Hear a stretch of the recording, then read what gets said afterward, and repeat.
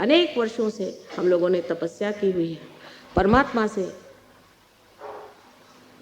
योग मांगा है, मेहनत की है और आज सर्वसाधारण मनुष्य बन करके संसार में आए हैं और आज उसको प्राप्त करने की जो आपकी इच्छा है, ये आपका हक, ये आपका हक है और वो आपका हक पूरा होना होगा।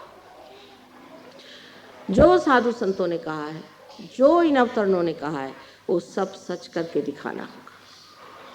उसके लिए एक ही बस शर्त है कि कुंडलिनी का जागरण होकर के आपके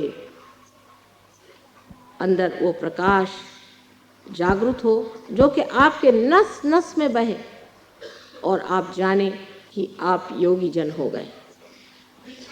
योगी जन हुए बगैर कोई सी भी बात समझाई नहीं जाती। तो आप सत्य हमारे मुंह से जो सुन रहे हैं वो सत्य है या नहीं, ये जानने के लिए भी आपको योगी जन होना चाहिए, क्योंकि हम जो कह रहे हैं हो सकता है झूठ कह रहे हैं, लेकिन अगर आप योगी जन हैं तो बस आप हाथ फैला करके जान सकते हैं कि आपके अंदर चैतन्य की लहरियां बह रही हैं और आप समझ सकते हैं कि ये सच बात है। आप ये सवाल पूछें कि संसार में परमात्मा है या नहीं। परमात्मा है, इसलिए आपके अंदर चैतन्य की लहरियां बहना शुरू होंगी। पर अगर किसी दुष्ट आदमी के लिए आप पूछे कि ये आदमी अच्छा है या बुरा है, तो हो सकता है कि ये तो पूरे चैतन्य बंद हो जाए, शायद आपको गर्मी आ जाए, शायद एक आध ब्लिस्टर भी आ जाए। लेकिन राक्षस को और संतों को पहचानने के लिए और भी बहुत सी तरीके हैं। बुद्धि से भी मनुष्य समझ सकता है, बुद्धि से भी समझ सकता है कि जिस आदमी की दृष्टि आपके पैसे पर है, आपकी सत्ता पर है, आपके घर के बच्चे बीवियों पर है, वो आदमी कभी भी संत नहीं हो सकता। संतों के लक्षण बार बार कहे गए तो भी हम गलती कर जाते हैं।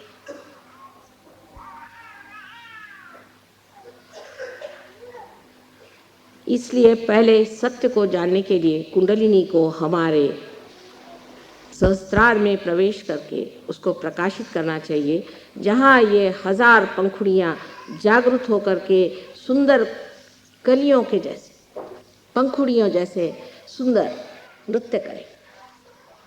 इसे आप देख अभी नहीं सकते, बाद में आप देख सकते हैं, क्योंकि जब आपको हो जाते हैं, जब आप स्वयं ही प्रकाश होते हैं, तो आप प्रकाश कैसे देखेंगे?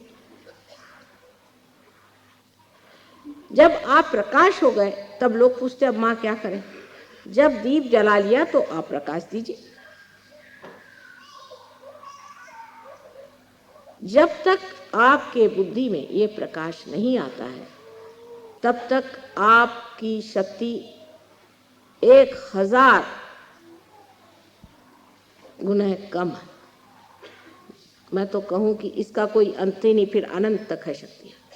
पर उससे पहले इतनी सी जो शक्ति है, जैसे कि एक बरगद का पेड़ एक छोटा सा बीज होकर के अंत में इतना बड़ा पेड़ हो जाता है, उसी प्रकार जो मनुष्य की बुद्धि अपने को इतनी छोटी और सीमित लगती है, वो इस कदर बढ़ जाती है कि उसकी शाखाएं भी चारों तरफ उतर उतर के उसे और भी स्थापित करते जाती हैं। ये परमात्मा का सत्य स्वरूप है, आत्मा का सत्य स्वरूप है। आत्मा सत्य को बताता है, लेकिन सहयोग में जरूरी है कि आपकी बैठक होनी चाहिए। अब आपने म्यूजिक सुना, हिंदुस्तानियों को तो ये बात समझनी चाहिए कि म्यूजिक चीज जो है बैठक के बगैर नहीं होती, बैठक चाहिए। पार तो हो जाएंगे आप, ठीक है, पर उसके बाद अगर बैठक नहीं हो तो आप समर्थ नहीं हो सकते,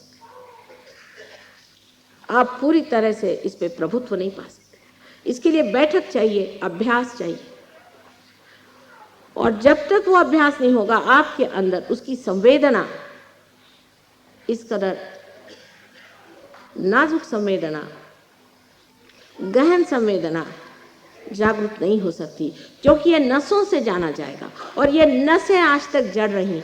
ये नस जब तक वो नवीन जागृति के नए आयाम में, डायमेंशन में जब तक नहीं जागृत होती तब तक आप नहीं जान सकते।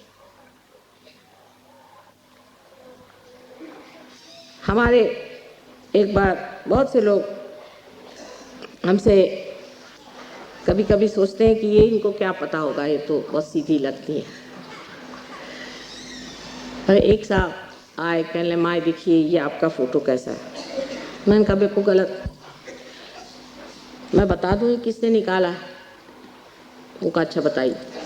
मैंने उस आदमी का नाम बता दिया जिसने ये फ़ोटो निकाला। मैंने कभी देखा नहीं था, किसी ने भी नहीं। वो चक्कर में आ गए कि माँ तुमने कैसे जाना। मैंने कहा हम सबके चक्रों को जानते और उस चक्र को इस चक्र में जान रहे कि उसी पे सारा काम हो रहा है, इसका मतलब उसी आदमी ने फ़ोटो खींचा। एक साहब हमें समझाने के लिए आए कि माँ आप बहुत सीधी हैं, आप जानती नहीं, ये बड़ा राजकारणी आदमी है और इससे संभल के रहिए और कुछ गड़बड़ कर सकता है। मैंने कहा अच्छा इतना ही बताना है आपको? कहले हाँ।